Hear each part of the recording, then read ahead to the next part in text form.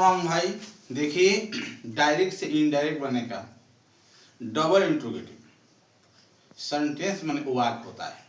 शब्दों को असम जिसका अर्थ पूर्ण एवं सार्थक उसे वाक्य कहते हैं।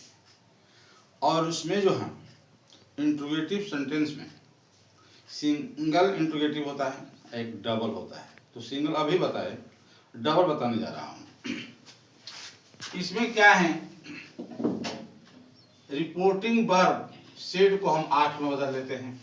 प्रश्नवाचक वाक्य में डायरेक्ट है, कामा हटाकर डायरेक्ट या इंट्रोगेटिव में हम इफ का इधर का प्रयोग नहीं करेंगे। जो प्रश्न पूछा जाएगा रिपोर्टेड स्पीच में, जिस प्रश्नसूचक शब्द से, उसी शब्द का हम वहां पर डायरेक्ट या इफ के जगह पर रख देते हैं।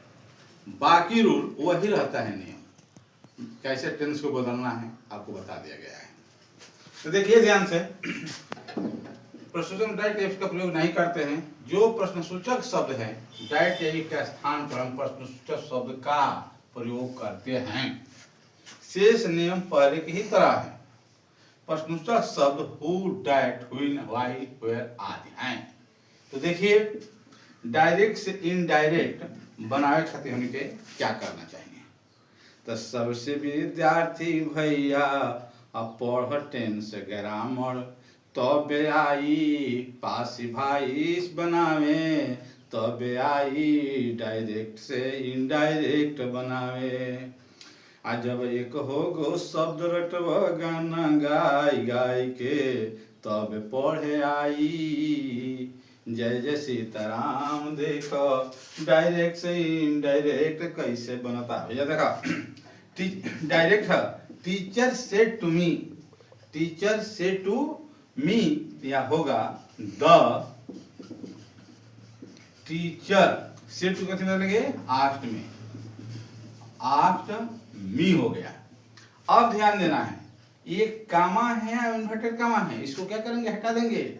इनके जगह पर क्या लिखेंगे, इफ डेट नहीं करेंगे। ये जो प्रश्नसूचक शब्द है ना, रिपोर्टेड स्पीच में कि what are you doing, teacher said to me, पूछा कामा, क्या पूछा, व्हाट आर यू डूइंग, तुम क्या कर रहे हो। तो यहाँ जो है हम इसी प्रश्नसूचक शब्द को लिख देंगे।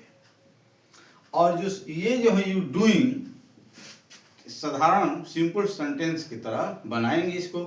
तो इसमें रूल क्या है कि ये यू है, तो यू जो है रिपोर्टिंग वर्ब के ऑब्जेक्ट के अनुसार बदलेगा। ऑब्जेक्ट मी है तो मी का कर्ता यहाँ आई हो जाएगा। ये पास्ट टेंस में है तो ये भी पास्ट टेंस में होगा, तो वाज हो जाएगा। क्या हो जाएगा, वाज हो जाएगा, वाज डूइंग हो जाएगा।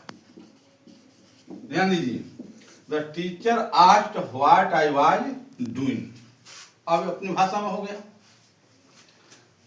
ये समझ में आ गया। अब देखिए अगला, ही आस्क्ड मी कि why do you insulted my brother. यहाँ समझना है, बहुत इंपॉर्टेंट है। इसमें फर्स्ट पर्सन भी आ रहा है और सेकेंड पर्सन भी आ रहा है और थर्ड पर्सन वार्तालाप कर रहा है। ही asked me why did you insult my brother. तो देखिए ही क्या होगा, ही आस्क्ड मी, कमा हटाए, इन्वर्टेड कमा हटाएंगे तो ये प्रश्नसूचक शब्द व्हाई है, तो व्हाई तो आ गया। जो यू है, यू तो इसके अनुसार बदलेगा, इसके अनुसार बदलेगा। ध्यान दीजिए, इसके अनुसार बदलेगा। तो यू का कर्ता आई हो गया, यू कर्ता क्या हो गया, आई हो गया।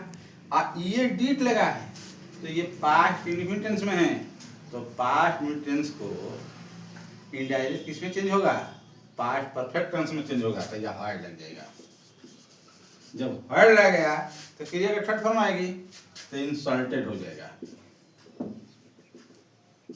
इंसल्टेड। अब यहाँ ध्यान देना है, ये फर्स्ट पर्सन है तो ये सब्जेक्ट के अनुसार जाएगा, ही के अनुसार, तो यह हीज हो जाएगा। क्या हो जाएगा, हीज ब्रदर। बात समझ आ गया। तो इसको दोहराइए, देखिए, ग्रामर पढ़िए, तब आएगा बनाने। इंग्लिश तो पढ़ेंगे, इंग्लिश मीडियम लेकर पढ़ लेते हैं, चाहिए मीडियम का बनाने नहीं आता है।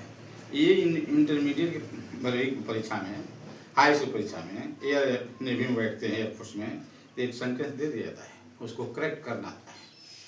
ये जानकारी छोटे छोटे नियम होना चाहिए। बने रहिए, देखते रहिए, लाइक कीजिए, शेयर कीजिए अधिक से अधिक। जय जय सीता राम।